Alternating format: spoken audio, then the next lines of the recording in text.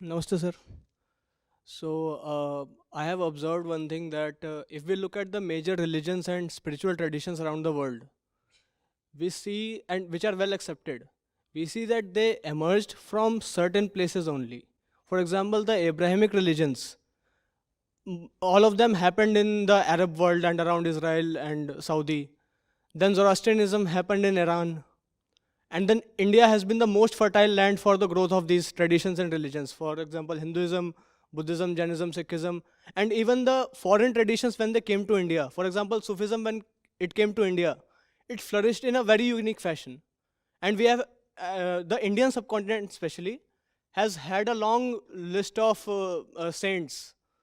So, and we don't see these things in the European history or in the Americas or any other places. Heard of a place called Greece? Oh yes, sir. Even Heard I. of, Okay, I'm ready to include Greece as well. heard But of Athens? Heard of the sophists? Socrates, Plato, Aristotle. They were not Europeans. It's just that at particular patches in time there exist favorable ecosystems. There was a wonderful ecosystem in Greece before Christ, and you have excluded China, you have excluded yes, sir. Even Japan. China, yes, sir. So The what remains then? Taoism, and Confucius. Then we have the Middle East, then we have Iran, then we have India, and India's entire subcontinent. We have also included China, we have included Japan, we have included Europe. What No, remains? but sir, Europe is again, sir. But the way it See has flourished in the India and places around India and Pakistan, these India is areas. one. India, Pakistan, the But subcontinent. Let's take this. it's a bit unique. The way it Ecosystem, flourished nothing else. here. Ecosystem. Once something starts somewhere, it becomes the thing for that place. What do you know Detroit today for? What do you know California today for? Okay, what do you know Bangalore today for? So is there something particular in the geography of Bangalore that makes it conducive to silica or something? No, nothing. It's just that due to historical and coincidental reasons, an ecosystem develops there. And once the ecosystem is there, more and more stuff starts happening. There's nothing. If you want to investigate more into it, India was a more fertile land for religious inquiry because the soil was fertile, because the monsoons were guaranteed, and you could do nothing about the monsoons.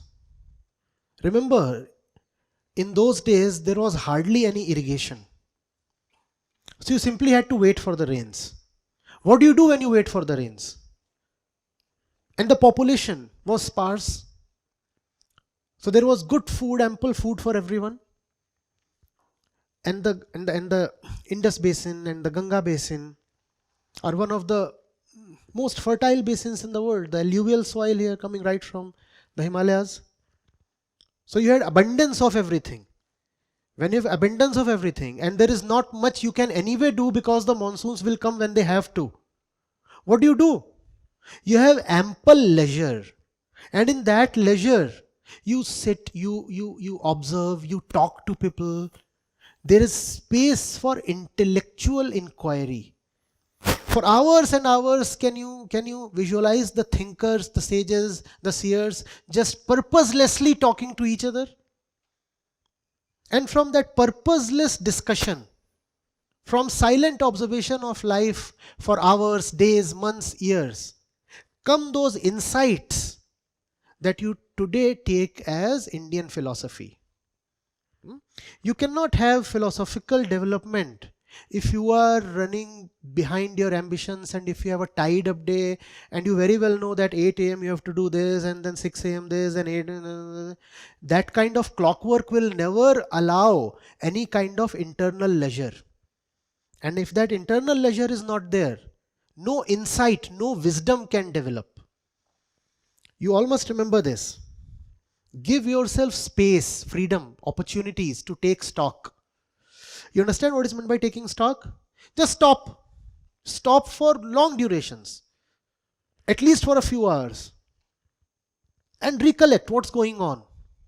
Am I just running? What's going on? And this period of taking stock can extend to months, if possible for you. In fact, in my own growth, the breaks that I used to get from school and later on from IIT were very important. Most of my initial poetry was composed in breaks, and the breaks were significant. The entire December used to be free, and then May, June, July, and that used to provide an ample space in which one could just be himself. So that's what it is. Ecosystems are very important. That's the reason universities are very important. So as you said that because ecosystem was favorable in India, but in the Arab world, the survival conditions were very brutal. They were very tough. So how did Prophet Ibrahim or Prophet Muhammad or Christ managed to be to awaken their consciousness? Same thing can happen when the ecosystem is very unfavorable. You very well know that nothing will happen, however hard you try. So what do? You stop trying. If you think of the process of the Quran, Prophet Muhammad used to go up a hill and sit there for long durations. That sitting alone for long durations is at the core of insightful realization. If you are someone who cannot be by himself, if you are afraid of being alone, if you cannot remain silent to yourself, you will never realize anything. The fact is, please understand, even if you go to the Paleolithic times, what you find is religion emerging in a very preliminary way. So it's never specific to one geography. Where there is man, there is dissatisfaction. And where there is dissatisfaction, there is an inquiry into the reason of dissatisfaction. And that inquiry itself is called religion. I am not whole, I am not well. Why do I remain restless within? How do I take care of this? That itself is religion. So that is found even in the caveman. They did not know that they are restless because something within is amiss. So what would they do? They started out by looking into the physical universe. So they would say, oh, probably that tree is great. If that tree blesses me, I would be all right. Oh, probably that river is great.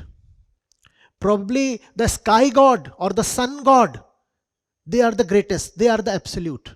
So there is a search within the human being, always for the greatest, the best, the absolute.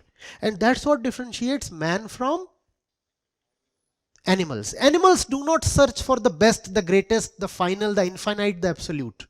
Man always searches for that. And if life is not used in searching the absolute and meeting it, then life is wasted. So there is a point in the history of evolution of human beings when we started to think. That point comes 70,000-80,000 years before today. And the moment that point comes, also you start seeing the emergence of some kind of worship. Our brains, the moment they gain some maturity, one of the things that come immediately to the brain, the mind, is that it starts to worship. Now what does worship mean? Think of it. Worship means there has to be something bigger and I prostrate in front of it. So this search for Bigness. That bigness is your destiny. That's what Vedanta calls as Atma. Huh? And it's not a doctrine, it's not a dogma. It's contained within you. Even if you deny Vedanta, that restlessness will remain. So Vedanta is not a concept or a principle. It is just expressing what is already within you, irrespective of whether you believe in Vedanta or not. That's why I said that there is no need to believe. It is. What is need not be believed in. It can be known. There is no need to believe.